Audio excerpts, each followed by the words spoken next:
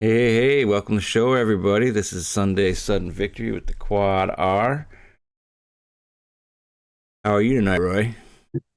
I'm good. It's a special crazy weather weekend edition, but we made it. Yeah, we made it. Show My was not postponed or canceled. my uh my sister-in-law down in Texas, Georgia, just sent Amy a video, and there's one of the neighborhood kids is like ice skating on the street. Nice. It's like legit ice down there, like smooth and like hard as a rock. So kind of crazy. Yeah, it was. I mean, we pretty much avoided the weather in Michigan. Dad said he got like 5 inches down in Chicago. Hmm. But I mean, we just had a light dusting. I mean, it's been terribly cold, and we already had a bunch of snow anyway. But we're not going to get the brunt of this storm. So, all right. Well, it was an exciting weekend of wrestling. Lots going on. So I guess we should probably just jump to it. Tonight's lineup: 57 kilograms. We got Roy's recap, and then moving from Roy's recap over to my recap. Don't forget, YouTube chat is open. Let me go ahead and test that. All right, there it is. 74. Not a whole lot going on in Michigan. Just a lot of snow and a little bit of delay for some of the teams. But we'll do a quick Michigan recap, and then we'll get in everybody's favorite segment, Rumblers and Tumblers. And then I don't think we have anything else on the docket tonight. Going to be kind of a quick show. There was some exciting duels this weekend, but let's go ahead and get going. So, Roy, what do we got going on? All right. Well, Stanford did their first on the road ACC duels this weekend. They wrestled Virginia Tech and Virginia. Oops, I wrote Virginia State. My bad. Anyway, um, they lost to Virginia Tech and they beat Virginia, so they split those and looked pretty good. Aiden Valencia lost another match. So after losing to Biskins, he also lost to, let me pull it up real quick. Uh, Yeah, that's a little concerning. Colin Gage, Okay. Gaj is his last name, ranked 14th. So I think still having some adjustments to freestyle and folk style there. Yeah. But he's been fun to watch all year. I'll be very curious to see how he does at the end of the year. Penn lost to Columbia. I Oh, was like, yeah. Seems like what like between Princeton, Harvard, and Columbia, you like there's always one of them that's like pretty good right. of those three. And they kind of rotate every 3 or 4 years. So this year it looks like it's Columbia. Columbia also smashed Princeton. That's not in my recap. In the lineup, it looked like Penn had some backups going from 174 up to heavyweight. So I don't know if that is just a decision they made or if there were some people who were not available that night for whatever reason. But that's interesting. Yeah, that I don't is. know, I don't So know how that. Go ahead. Columbia's got who's coaching at Columbia? Oof, I don't know. Because no, well I the remember they our made Puerto Rican silver medalist. What? Why is that name escaping me? Rivera. Yeah, Yeah, he went over there Sebastian. from Rutgers. Yeah, Sebastian's over there. So Seabass is over there. I think That yeah. that was like the only reason I like drove to Michigan, Columbia last year to like see Seabass working the troops. So that might be it. Maybe that's Yeah, what's happening. I remember when Seabass was at Northwestern. I think they had Cody Brewer as a coach, and they thought that was a big reason for his success or whatever. Yeah, and well, Like an he assistant coach can make a big difference if he's in the room like wrestling with people. And right, and yeah, he left Rutgers, right? It felt like Rutgers is kind of like not that's not true. not as tough as they were a couple of years ago, right? When Seabass was in the room, so I don't know, something to think about. All Look right, at that. Yeah, what's going on with that? Iowa. Well, they came back. We were talking about are they not even a trophy team? Are they going to have a finalist? And then it was on paper looking like Nebraska was going to beat them and continue the slide, and they came in and they beat Nebraska. So Yeah, that is they beat the crap that. out of Yeah, they did great. So I was Iowa, man. They're awesome. They're back into the hunt. Maybe we should have remembered that Penn State is just destroying everybody, Right. and that's just what it is this year, and been that way for a little while.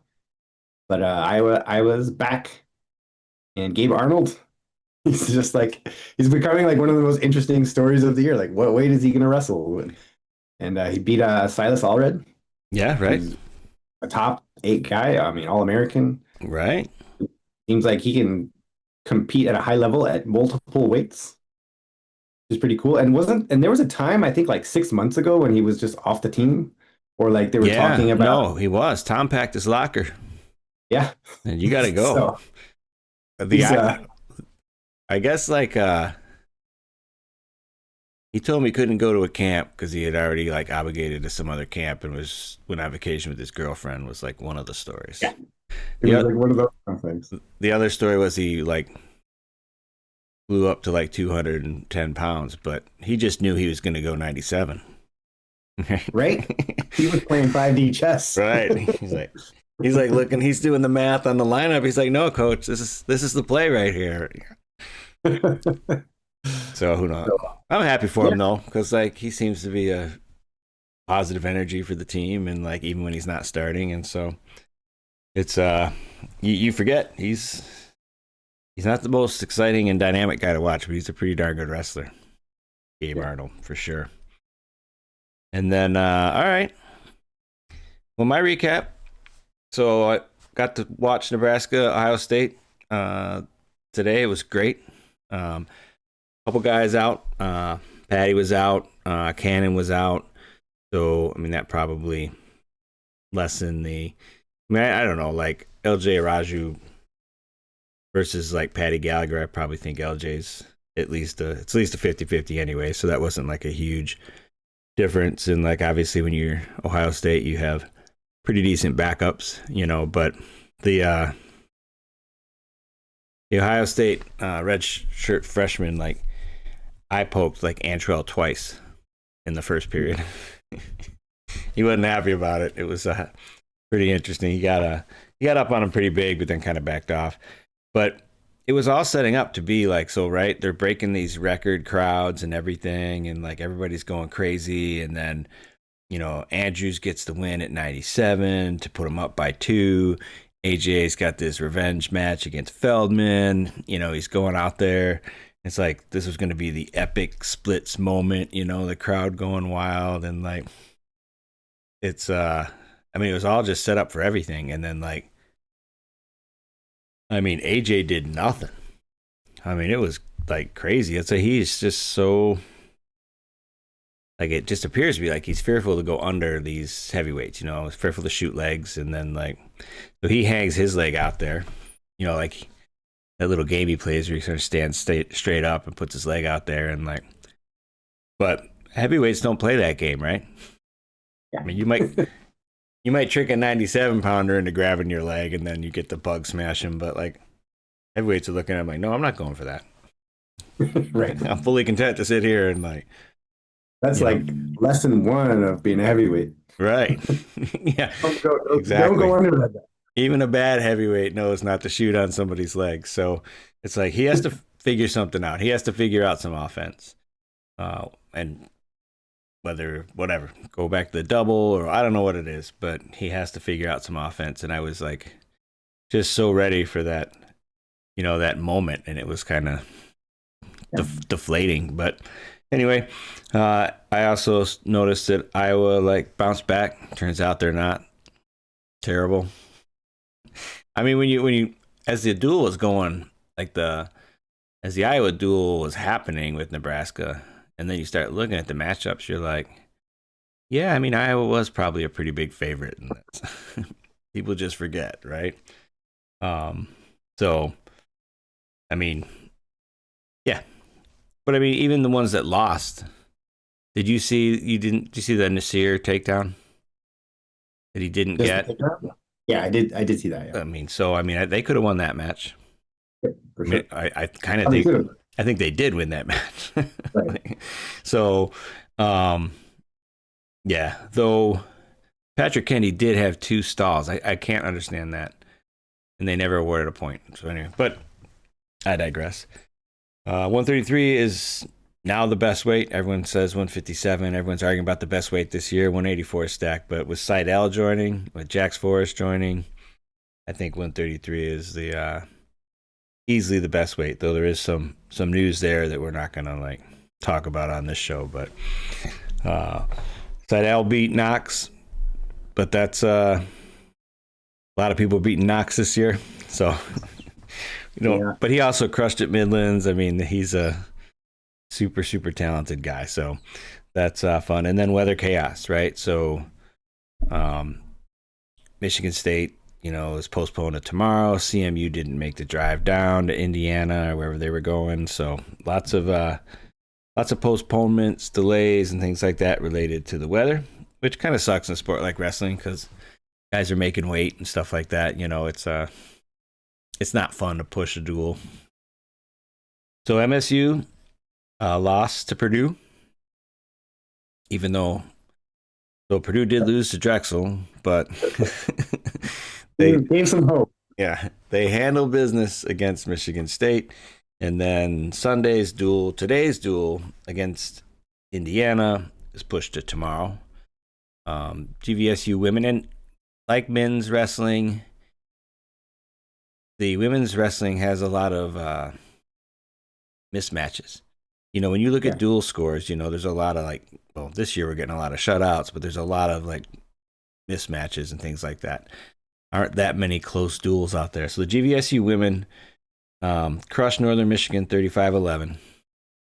They crushed Quincy 32-11. And then the number 2 team, McKendree, put it on them pretty good. They scored 40 points in 9 matches. Yeah. I mean, that's doing the math on that. That's a pretty good whooping, for sure. So, but it is interesting. I mean, I guess you see it on the guy's side too, and I mean, it's you'll see like North Carolina will blank a team, and then that team will blank another team, especially when you start mixing D1 and D2 and events and stuff like that. So anyway, it's out there. But all right, everybody's favorite segment, Rumblers and Tumblers. Roy, why don't you go ahead and give us a brief introduction to this? Okay, a Rumbler is somebody who is moving up in the spiritual rankings. What that means is if they were considered to be an AA person, now they're maybe in the finalist conversation. If they were ranked maybe in the 10 to 20 or even just 10 to anywhere range, now they're moving into the AA conversation. Or this is someone who was off the radar and now they're in the AA or blood round conversation. A tumbler is going in the opposite direction. So this is someone who was ranked highly, maybe thought of as a finalist or a returning champ or something like that, and now they're kind of moving down in the conversation, wondering if they'll even AA, or if they were in the AA, probably going to be AA conversation. It looks like they're going in the opposite direction. All right, excellent. Thank you. And it should be noted, when you are a Rumbler or a Tumbler, we are accountable to following you for the rest of the year. Right. So that's what we do first. We do our accountability check-in, looking at Rumblers. So Minto, former Tumbler, who is now current Rumbler, split rank matches. So he lost, quote unquote, to Patrick Kennedy, even though they forgot to call or give a stalling point in that match, the way I watched it. But anyway, and then he beat Karsha, which is a big win. Yeah. So he got it done against Ohio State, did not get it done against Iowa. Aiden Sinclair with a big win over Z-Ride. I'm going for that. That's my new nickname. You like it? Yeah, I was going to say I like Z-Ride. Yeah, so Z-Ride, that's your Zach Ryder right there. Ryder block, win over Lamer. And again, that's not super shocking, probably pretty equivalent level guys, but it was big in the context, right? I mean, Iowa got their, they got their butts kicked the week before, and they wanted to come in and make a statement. And in Nebraska, in Lincoln, and Nebraska thought, all right, this is the year we get Iowa, and that was like 4 matches in, and like they started thinking about next year. But yeah, so big effort there by Ryder Block. Posada put it on Sonny Sasso, so he continues to roll, continues to get better in his freshman campaign, and exciting to see what he does in the tournament. I didn't actually look this one up, but I'm pretty sure Josh Barr pinned somebody this weekend. That's just right. That's just a carryover from last week, but I'm like, I'm pretty confident that happened. Like Obi-Wan Kenobi, you just Right. like you felt the disturbance in the force and Yeah. just cleared on the. I'm sure Zach Barr pinned somebody this weekend. Um, Amos, the win over Hopkey. You know, Yeah. Hopkey's that guy who's keeps it close, but he's number 8 in WrestleStat. Not sure where he is ranked otherwise, but he continues to roll. Davino with a win over Van D. Look good. And Consiglio got a ranked win as well. So Yeah. Rumblers are still rumbling, or Tumblers. AJ had the repeat loss to the Ohio State University. Feldman handled him again in And denied the overtime. split.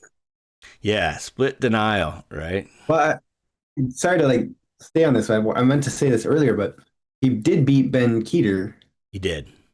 and then didn't do the splits, like notably. Ah. They just had a little prayer moment at the end of the match.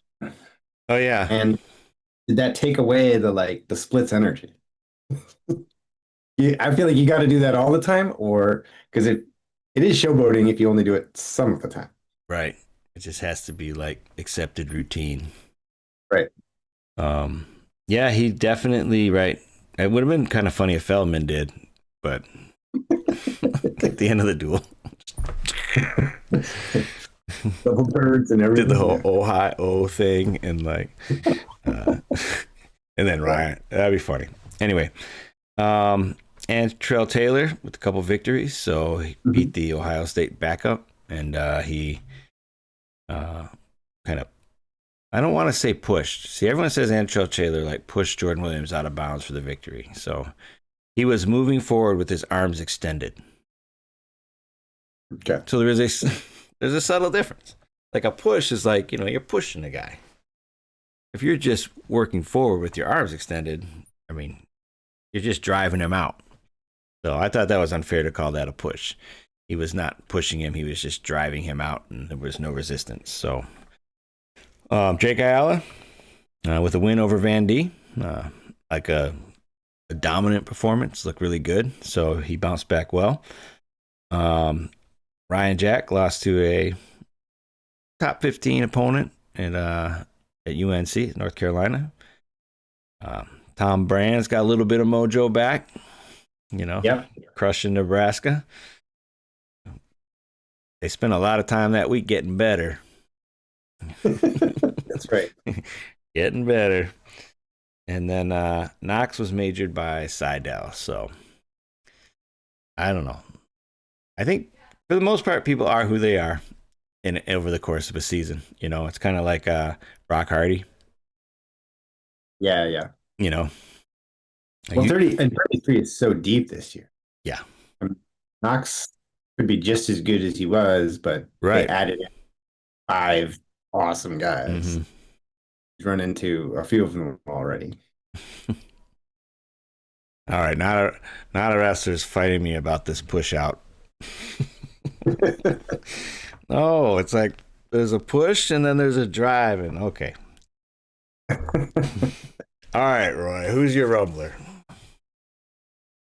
I picked Columbia just as a team. I'm going to be following them. Traditionally, Columbia is usually, at least when I've been following for the last decade or two, had a couple good guys. Maybe some people that are ranked 12 to 16 range and might get to the blood round and sometimes have an All-American, but that's been kind of like their overall vibe. But when I looked at that Columbia versus Princeton duel, I think it was like 32-3 or something like that. I was like, what? And then on X Pen posted, we're starting our Ivy duels against Columbia. And I was like, okay, great, let's go. And then I saw they lost. So this was not a team I was like necessarily following up till now, but they got to be pretty good. Yeah, no, right? Seabass gonna get himself an All-American or something like so. Right. We shall see. All right.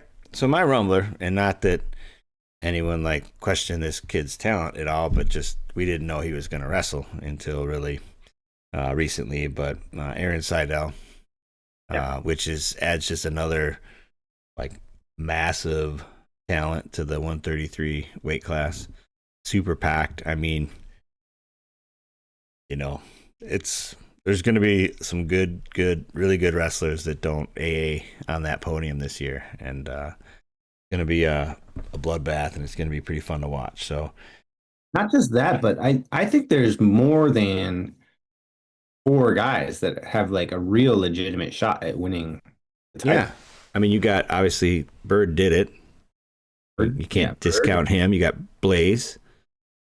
You got Blaze, Forrest. or Crookham, depending on his status. Seidel. How could Seidel, you right? after what he's done so far? Yeah, Who else do we got here? Um, oh wait, 33. Yeah, Davino. We didn't even Davino. mention All him. right, Bend it right. Probably the one I would pick right now. But Larkin, Oh yeah, man, you got Drake. I'm not saying he's going to win, but Drake Ayala is a two-time finalist, right. and he's like 5-5, and that's not like because he's really fallen off. It's just because there's so many good guys in this weight class. Yeah, right. All those guys he lost to are ranked like in the top 6 or Mhm. something, or like whatever, like something close to that. Right. Yeah, he's awesome. Which kind of brings me to my Tumblr. And again, it's not necessarily that he's not wrestling great, but this is a little bit about All American status, right? And like Jacob Van D did All American last year, but like there's been so much talent injected into the weight. I would say that like I think at this point I'd probably be surprised if Jacob Van D All American at the weight.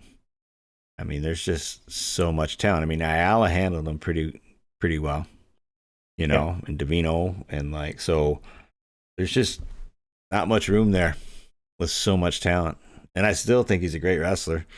But I think the only reason he made the Tumblers list was not because he lost twice this weekend. He lost to Davino and Ayala, but it is because he lost this weekend because like we're talking about him fighting for an All American spot. This is going to be a tricky podium to find for Jacob Van D, as good as he is as a wrestler. Who's your Tumbler? I put Princeton.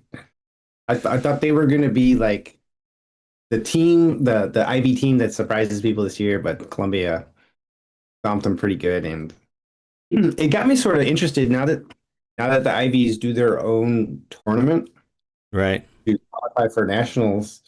I was wondering how many allocations they'll have. I mean, Cornell is obviously awesome, and Penn is like pretty decent, and Columbia just beat Penn. So let's say Columbia is decent or maybe pretty good, Right. but I don't know. I'm not 100% sure not how the new rules work. If they'll get like one per weight, and then they'll have to count on wildcards. So Princeton, which is a team that has had good people recently, might have nobody at nationals. Yeah. So I mean, obviously they really fell off when Ayers left. Yeah, I mean, that was I mean, that's been this when I was in college is when Princeton came back. I mean, they didn't even have a program for a couple of years, and so just them having six wrestlers on their team was a big deal.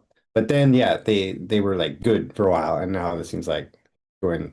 They're just like an all over the place program. Kind of interesting to watch. yeah, that COVID team he had was going to be great. Yeah, So that season that Ivies didn't wrestle, yeah. like he had a phenomenal team put together there. So, but yeah, no, Yeah. I don't know what's. I mean, the Ivy, like you say, they go up and down. There's always going to be a certain amount of kids from. I mean, there's great wrestling in the Northeast. There's great wrestling in Pennsylvania. There's great wrestling in New Jersey. There's great wrestling in New York. There's just a lot of great wrestling in that area. So there's always going to be some subset of like really smart kids that are good wrestlers, that want to go to the Ivies. But to be really, really good now,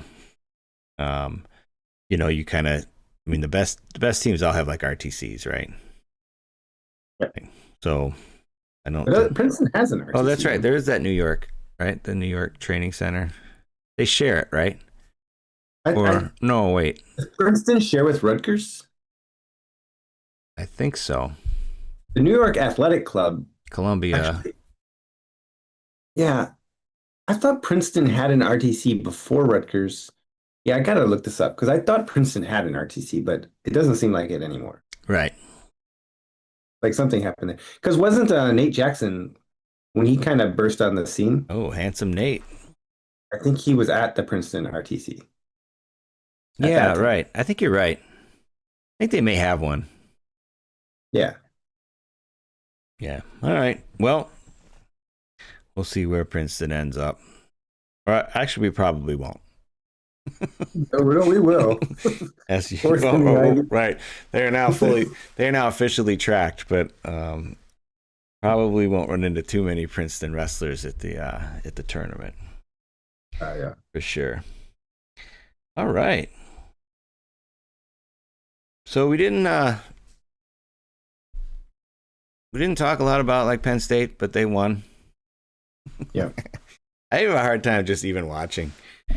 I mean, I'll be completely honest. I didn't watch a single Penn State match this weekend. I mean, going in, it's going to be like somewhere between 45 and 52-0 type score. It's like not if you're not a fan, it's not very like compelling.